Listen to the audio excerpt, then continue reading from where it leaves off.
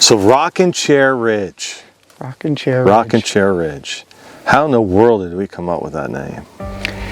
We came up with that name because many years ago, back at an old piece of property that we had a hunting camp on it. This was long I before know my that time. camp. When my dad was a kid, and his dad would bring him over hunting, and one of his dad's friends would come over hunting, and his father was older at the time and wouldn't actually go out and do much hunting. Like, he'd just stay around camp. Well, my dad went out, my grandfather went out, and my grandfather's friend, they would all go out hunting, so he just hung out around the camp in a rocking chair by the wood stove. And I mean, you know how wood heat is. It just puts you right to sleep. So he'd sit by the wood stove in a rocking chair and just start rocking, then he'd fall asleep, and then he'd start rocking. The more he fell asleep, the more he'd start rocking until he'd get closer to the wood stove and then wake him up again. So we had this old piece of property in this camp, and it was called Rockin Chair Hunt Club. And then that piece of property changed hands a few years ago, and Dad and I bought some more land adjoining some family land on the property where I grew up. And we decided to call it, continue the name because it's such a cool name. It's so unique, and call the whole property Rockin Chair Ridge. Yeah, I know the camp, and I remember the first time that I came here, I went to the Odd House. And there was a sticker that says, "I love whitetails" on it. I forget if it was inside the door or outside the door, but I just remember looking up at that going, this is home. I remember that. That's home. How long have you owned this property now that you got?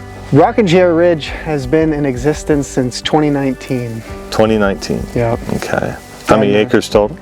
180. 180 acres. 180. Ish. I actually don't know how much land we Light on the ish, could be heavy, we don't know.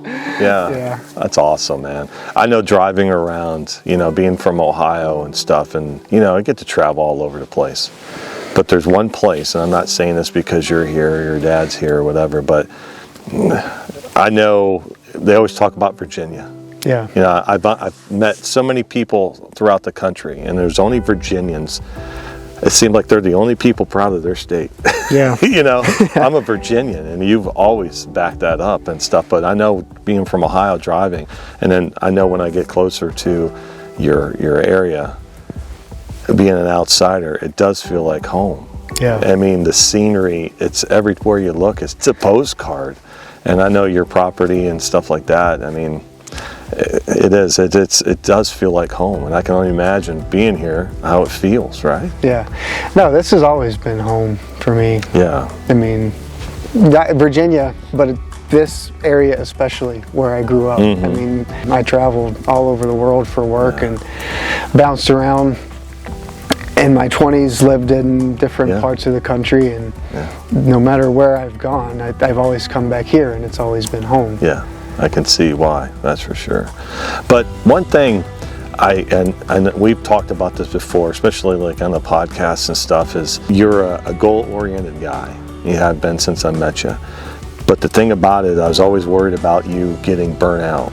But at the same time, with that, kind of bouncing around, I mean, you ever just stop, and just look around up at the top and just go, I own this. I mean, right? I mean, no matter how bad a day is, you got skunked, missed a deer, whatever. It's like, you know what? I missed it on my place. I got sweat on my place, nobody else's. Right. No, I remind myself of that quite a bit, and one of the reasons I've never really gotten burned out with deer hunting or wildlife management is because I'm pretty protective of how I go about it. If I know how to manage the energy, the output, because I'm so passionate about it and enjoy it so much that you can get burned out on it if you're not careful. But I do try to be really intentional in my attitude and appreciation and how I look at the property. And when you do hunting or wildlife management, there's so little you can control. The few things you can control are your attitude, the decisions you make, your appreciation, being grateful for the land and the wildlife, and those four things I've always put above anything else. I can't control what a deer does. I can, no matter all the work that I do, whatever stand I pick, if he goes by another person's stand that day and gets shot, I can't control that. I can control my attitude in the decisions I make, and being grateful for what I have. Those are things that I can control, and I try to be intentional about those things and remind myself often how grateful and fortunate we are to have a piece of property right out our back door from where I grew up that I can hunt and manage and enjoy. As we tell the story of Rockin Chair Ridge, the series, you know, throughout our ventures and stuff like that through the management, but we want to highlight Rockin Chair Ridge and tell, because it is such a great story. But with that being said, yeah, it's your story, but people can put themselves in your position creatively, you know, just be creative. Like, that's me, this is my property. And not to, I see it time after time, people, they just go, they're so excited and they just put their heart, their soul into this. It was their goal to buy this piece of property, and somewhere down the line they start resenting it, you know. It becomes work. They can't just come back here and just take a picture or just sit on a four-wheeler and just, you know, just drink a beer and relax, look at the scenery. They feel like they have to work. And that's one thing that, you know, everybody just needs to remember, that it's just wildlife. It really is. As much as we love them, we want to manage for them, it is. You have to take care of yourself. If you're not healthy, you can't put that energy into them and stuff. So yeah, it's going to be exciting. I mean, the things that you've done so far, you know, and we're going to talk about them here and stuff like that, but through the series, yeah, I mean, you've done so much. You know, and the results of it so far. You know, I like the part that your brother missed a doe in a food plot. That's a story. Yeah, he missed 2 in that same food plot last year. I can't talk because I missed a buck last year. But no, that's another thing I try to be cognitive of, is where we started and where we are now. Because it's 2022. This is, you know, we bought it in 2019, or Rockin Chair Ridge became what it is in 2019. So it's still really young. But in that short time span, we've accomplished so much. We've changed what it looks like so much. We've made changes along the way that have benefited wildlife. I have a tendency to get tunnel vision and so focused on what I can do today, or what, you know, a long-term goal is. But especially in a deer stand more than anywhere else, if you stop and give it some intentional thought and think, what I can see in front of my stand today, like what was it before we bought this property? And I think really all the stands that we have, and I just use hunting and stands because that's an observatory place and a lot of people can relate to that, but I think all the stands on our property, like when you're sitting in it or a blind, and what's in front of you, like what it is today is better than what it was 5 years ago, just through the management that we've done. And it's important, I think, to be aware of that, to say this is what it was, and you know, through our hard work and determination and effort and blood, sweat and tears, we've made it what it is now. And just to appreciate that change, be aware of it, and be thankful for it. Listening to you talk, this is such a great place, to the Rockin Chair Ridge, the story about it, and I can't wait to share your journey with this. Because you could sit there and talk about management, which we're going to do it, you know, to talk about stuff on your place and my place and clients' places and stuff like that, wherever topic we'll be at. But this is such a great place where people can relate to, because it's a blank canvas, wildlife management, and it's a place where we can create our art. And this is a typical piece of property, really. You have a couple openings naturally, and then you have this woodland environment that most people have overall, you know, and you get to create your art. And that's what's nice, and it's just starting. And people, I think, can relate to that, and I can't wait. And that's the thing, you can talk about doing wildlife openings and creating it. Okay, I watched it, I learned from it, but then seeing you actually do it yourself, you know, it's gonna be neat. It's a good story. It's gonna be nice little short stories throughout. I think so. I mean, one thing that we wanted to do with this channel and this series is to show that wildlife management, how it is an art form and how beautiful it can be. I think a lot of times, like, we sell ourselves short as wildlife managers, because you're like, well, I planted a food plot, or I went and I hinge cut a tree, or I did some hack and squirt, but it is so much more than that. Like, every choice we make is a chance to leave the habitat and the wildlife better than we found it. And every choice, every decision that we make is exciting. Yeah. And how we go about doing it, wildlife management very much is, to me, an art form. We have different tools, whether it's a chainsaw or a drip torch. Those are our tools that we write with on our property. And each tree we cut, like that's a brush stroke. Each controlled burn that we do, like that's adding some color here and there. And at the end of it, you zoom out on your map and look at your property and the changes that you've made and the projects that you've done. That's your signature on the land. You created it, and then the process and the results are beautiful. It's really neat. It's so easy to get tunnel vision. It is so easy to get stale. Mentally, don't challenge yourself with wildlife management. Because you're like, okay, it's white-tailed deer, I'm going to do this, and then you really do hit a ceiling, because it's like, okay, I chainsawed, I did this.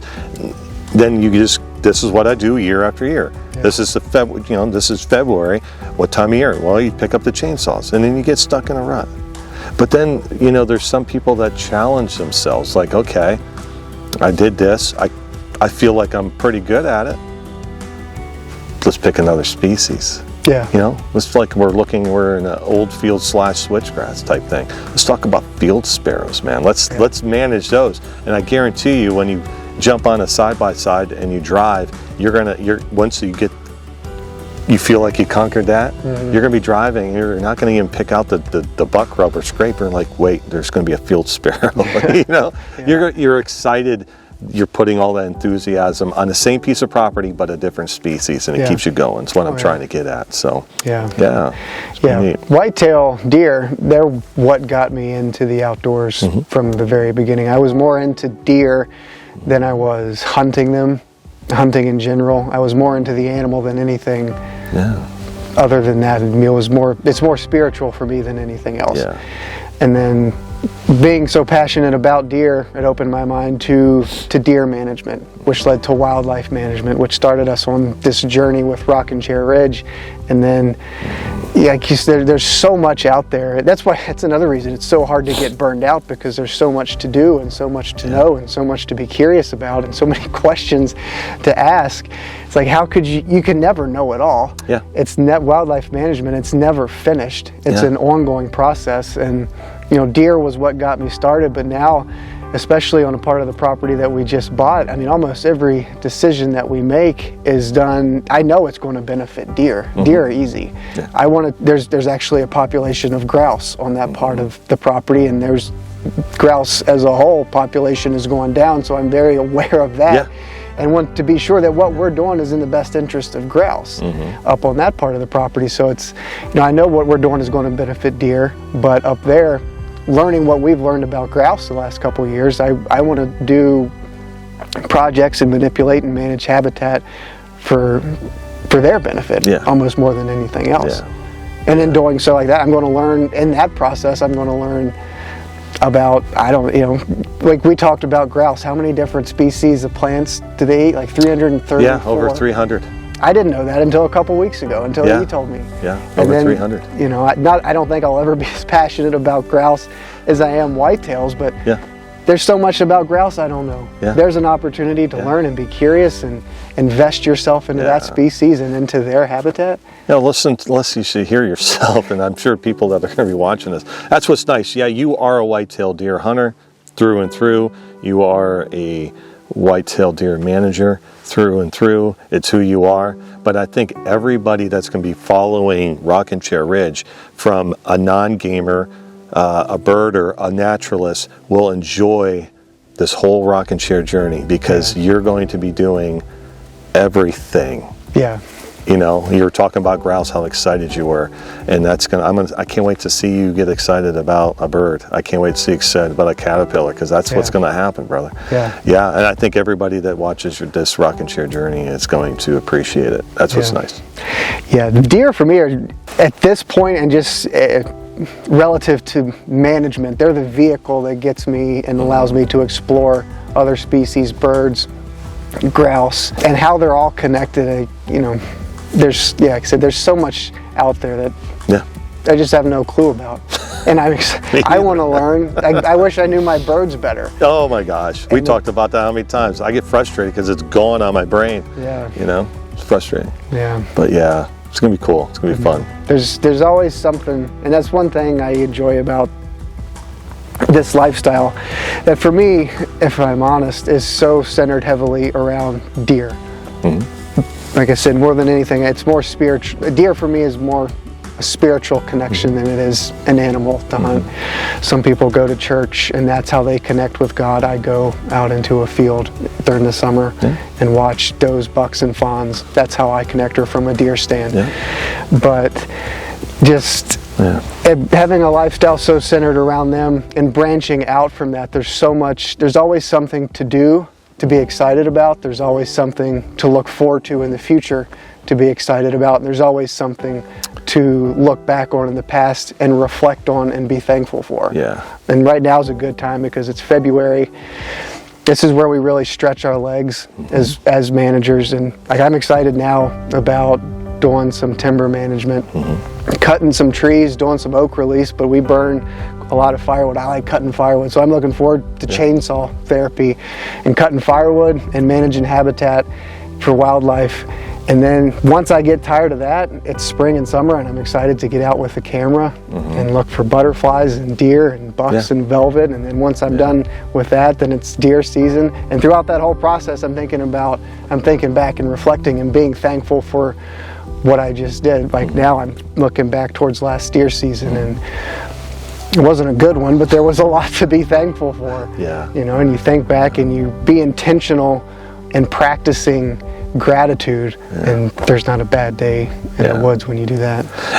You said one time the best compliment that you can get is when someone steals your idea. Did I say that correctly?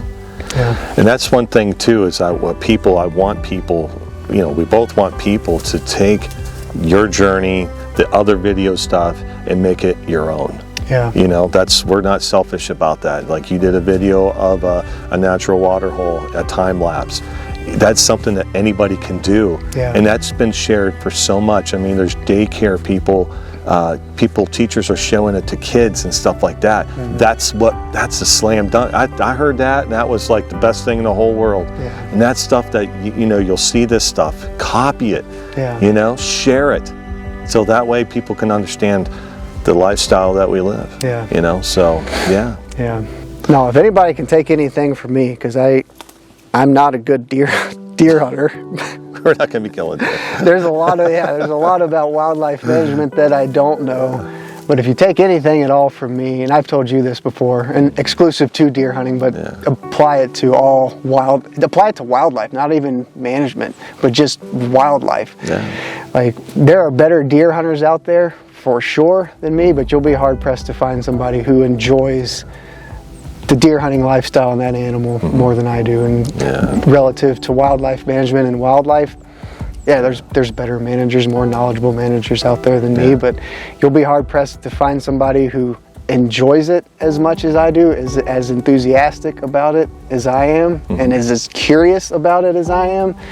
And just if I can convey that and offer anything that's contagious, it would be that passion.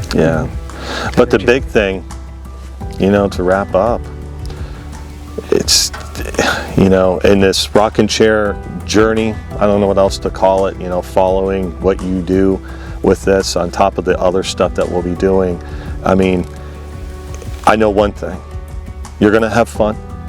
It's gonna be a ball. It's a family thing, you know. I can't wait to make your dad feel uncomfortable with fire. Can't wait to do it, you know. It's a good thing, you know. But this is supposed to be fun. This is supposed to be just a stress-free. This is what you go to get away from everything, the madness, you know. And our series is, you know, wildlife management. You know, this is our way of life, and there's no better way to describe all this. Rockin Chair Ridge, it's my way of life.